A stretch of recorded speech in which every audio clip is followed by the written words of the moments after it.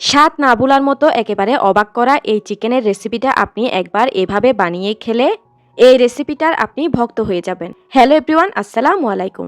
আজকে আমি আপনাদেরকে তৈরি করে দেখাবো খুবই মজাদার চিকেনের অসাধারণ একটা রেসিপি। এই চিকেনের স্বাদ কিন্তু আপনার মুখে লেগেই থাকবে, এটি আমি গ্যারান্টি দিয়ে বলতে পারি। এই চিকেন রান্নাটা এতটাই মজার যে এভাবে আপনি একবার চিকেন রান্না খেলে আর অন্যভাবে খেতেই চাইবেন না। তো আশা করছি রেসিপিটা আপনাদের সবার কাছে বেশ ভালো লাগবে। তবে চলুন এবার তাহলে শুরু করা যাক। তো রেসিপিটি করার জন্য আমি এখানে নিয়ে নিয়েছি 11 পিস মাঝারি সাইজের চিকেন।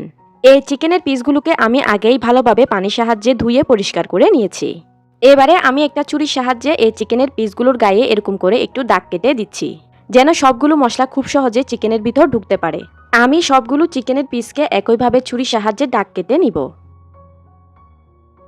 দেখতেই পাচ্ছেন আমি কিন্তু সবগুলো চিকেনের পিসকে ছুরির সাহায্যে দাগ কেটে নিয়েছি।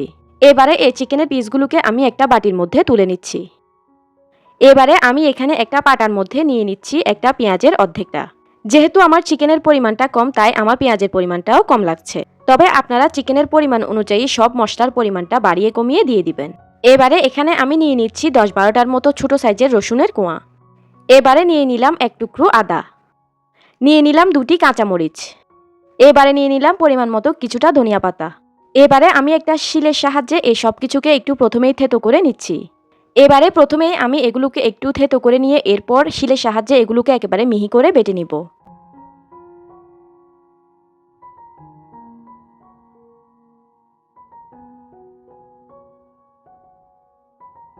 তো দেখতেই পাচ্ছেন আমি কিন্তু এ পর্যায়ে এগুলোকে একেবারে মিহি করে বেটে নিয়েছি। এবারে এখানে আমি আগে থেকে কেটে রাখা চিকেনের পিসগুলোকে দিয়ে দিলাম। এখন আমি হাত দিয়ে এই চিকেনের পিসগুলোকে এই মশলার সঙ্গে খুব ভালো করে মাখিয়ে নিচ্ছি। তো আমি চিকেনের পিসগুলোকে মশলার সঙ্গে ভালোভাবে মাখিয়ে নিয়েছি। এবার আমি অন্যান্য মশলাগুলোকে অ্যাড করে নিব। এবারে এখানে আমি দিয়ে দিচ্ছি নর্মাল 4 চামচে করে 1 চা চামচ পরিমাণ লাল মরিচের গুঁড়া, দিয়ে দিচ্ছি 1 চা চামচ পরিমাণ ধনিয়ার গুঁড়া, দিয়ে দিচ্ছি হাফ চা চামচ পরিমাণ রেডিমিক্স মুরগির মাংসের মশলা। এবারে দিয়ে দিলাম 1 চা চামচ পরিমাণ গরম মশলার গুঁড়া। এখন দিয়ে দিচ্ছি হাফ চা চামচ বা স্বাদ অনুযায়ী লবণ, দিয়ে দিচ্ছি 1 ফালি লেবুর রস। এবারে দিয়ে দিচ্ছি 2 টেবিল চামচ পরিমাণ সয়া সস, দিয়ে দিব 2 টেবিল চামচ পরিমাণ টমেটো সস। চিকেনের মধ্যে খুব সুন্দর একটা কালার আসার জন্য এ পর্যায়ে আমি দিয়ে দিব সামান্য একটু জর্দার রং। তবে এটা সম্পূর্ণ অপশনাল, আপনারা চাইলে বাদ দিতে পারেন। এখন দিয়ে দিব একটা ডিম। এই ডিমটা কিন্তু এই চিকেনের মধ্যে অবশ্যই দিতে হবে, এতে করে স্বাদটা অনেকটাই বেড়ে যাবে। এবার আমি হাতের সাহায্যে সবকিছুকে খুব ভালো করে মাখিয়ে নিব। খেয়াল রাখতে হবে এ পর্যায়ে যেন একটু সময় নিয়ে খুব ভালো করে সবগুলো মশলাকে চিকেনের সঙ্গে খুব ভালো করে মাখিয়ে নেওয়া হয়। এ পর্যায়ে কিন্তু তাড়াহুড়া করে মাখিয়ে নিলে কিন্তু চিকেনের স্বাদটা ভালো হবে না। তো এখন কিন্তু আমি সময় নিয়ে খুব ভালো করে চিকেনগুলোকে মাখিয়ে নিয়েছি। এবারে এই চিকেনের পিসের মধ্যে আমি সবার শেষে দিয়ে দিব 1/4 কাপ পরিমাণ ময়দা। তবে আপনাদের হাতের কাছে যদি কর্নফ্লাওয়ারটা থাকে তাহলে আপনারা এ পর্যায়ে ময়দার পরিবর্তে কর্নফ্লাওয়ারটা দিয়ে দিবেন। আমার হাতের কাছে ময়দাটা ছিল, তাই আমি ময়দাটা দিয়েছি। এবারে আমি ময়দা দেওয়ার পর চিকেনের পিসগুলোকে আবারও ময়দা দিয়ে খুব ভালো করে মাখিয়ে নিচ্ছি। তো এখন কিন্তু আমার চিকেনের পিসগুলোকে ময়দা দিয়ে খুব ভালো করে মাখিয়ে নেওয়া হয়ে গিয়েছে।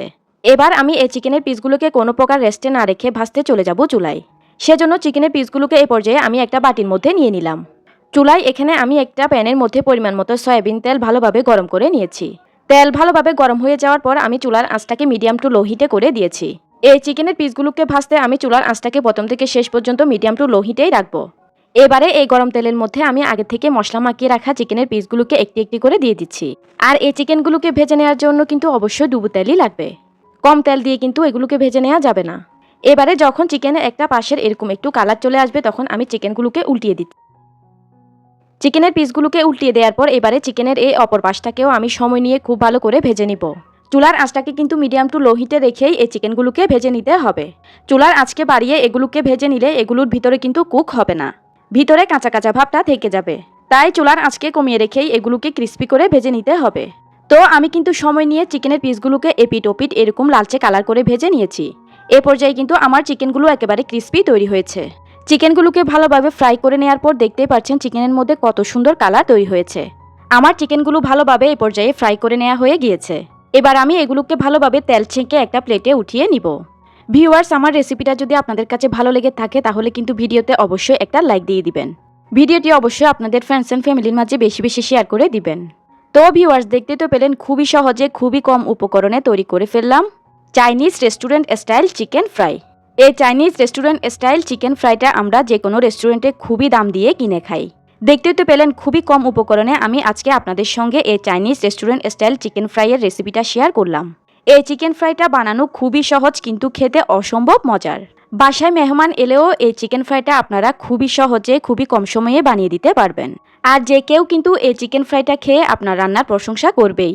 এই চিকেন ফ্রাইটা খেতে এতটাই মজার যে এটা ভাত, পোলাও, নান, রুটি, পরোটা সবকিছুর সঙ্গেই খুব ভালোভাবে জমে যায়। চাইলে এমনি এমনি সস দিয়েও খাওয়া যায়।